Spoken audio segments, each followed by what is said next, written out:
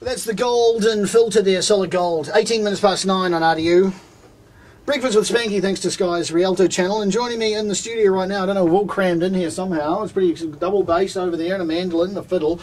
We have the Black Velvet Band. I'm talking to the Hedge. Oh, yeah. But your real name's Ian. Yeah. But we call you the Hedge because you're pretty close to being the Hedge from U2, but not quite. Yes. You look very A bit older. Yeah, and you've got a much fuller beard. Tell me about the Black Velvet Band. Is an Irish band a fair description, or is it more complicated than that? It's a bit more complicated than that. We do play a lot of Irish music. A lot depends on the night, but if we're playing in a hotel or something like that, we tend to mix it up a lot more. Right. What do you love about the Irish sound? A lot of it's just I like the acoustic sound of it, being able to use acoustic instruments, and then the history of it as well. History's pretty good. It goes back a long time. The thing I do notice with the Black Velvet Band, you had a lot of changes over your lineup. Is it a little bit sort of like you just have a random collective of people that just by chance turn up at the same place at the same time with instruments? It can be like that, but no. Generally, we have a lineup that'll last a couple of years or so. Then people move on. Yeah. In this particular lineup, they've come back again. Oh right. Adam and Mo, the drummer, they were in one of the original lineups at the Loft Bar. Because your drummer's stuck in a natural disaster right now, which is typical of drummers, isn't it? They always have it. How important is whiskey to your band sound? That's what I want to know. Integral. You can't get away from it, can you? No. Even though we try and give it up, people still tend to buy you a few. Now the interesting thing that's going on is you're playing with the Christchurch Symphony Orchestra at the Town Hall tomorrow night. Now, tell me, Peter, you're from the CSO. What's your role in the CSO? Oh, I'm the principal oboe player in the orchestra. Oh, you play the oboe? Yeah, for my senior. They send out the oboe player. Like, who wants to come and do an interview at RDU? Send the oboe guy out. That's right. I'm the victim. So this is part of something called the Irish Rhapsody. That's right. What's the concept behind there? Slapping Irish music with a symphony. Well, it's the idea of exploring ideas of what to do with an orchestra, trying to move away a little bit from the sort of the standard symphony orchestra setting, which some people can see as a little bit austere, Brahms symphony, all that sort of thing. So it's not an experimentation. It's sort of like exploring avenues of different kind of sounds that you can put the orchestra in, and different kind of styles, and it just blows away the sort of cobwebs that are associated with orchestras. So it's a lot of fun on all sides. Certainly for the guys in the orchestra, it's great fun to sort of play something that's completely different. What are the challenges with playing Irish music? Like, where does an oboe fit into this? That's a good point. Well, you'll find out on the show. It tends to sit in. I sort of sit in the general melee of what's going on in this kind of thing. Like usually in symphony orchestra stuff, the oboe gets sort of like a lot of beautiful melodies and all that kind of thing. But in this program in particular, it's a very sort of fizzy kind of orchestra writing. It's a lot different, and I think the big challenge is for the string guys, because they got to play in a more sort of fiddle style, so they're a lot busier than they usually are, and the general style of playing just a lot more lively. Do the fiddle players, because I can imagine an orchestra, the kind of guys that can be a bit uptight, the violinists, and they would struggle to get the feel. You know what I mean? They're a bit like mathematicians trying to play Irish music. Well, yeah. I've never heard of mathematicians play Irish, but no, it's kind of. Yeah, they get a bit. It takes a wee bit, but give it half an hour and they'll be into it. They'll let the ear down. Yeah. And just to clarify for the RDU listeners, an oboe is the one that sounds like a goose, right?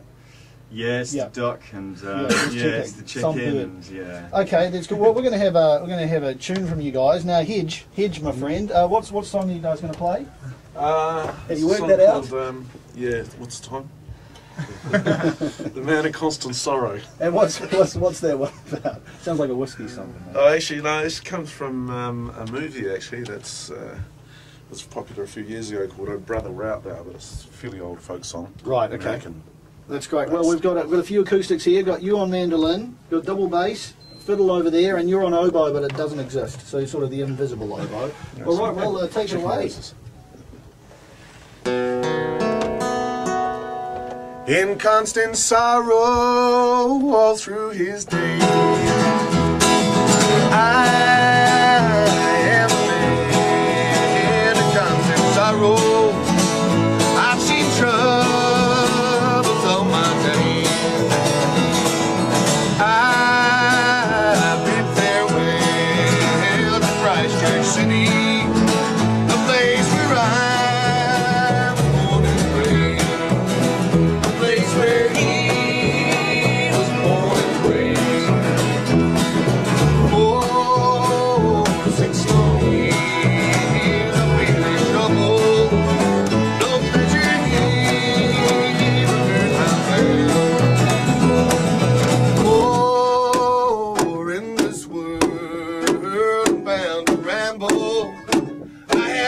friends to help me now. He has no friends to help me now. Come on, David.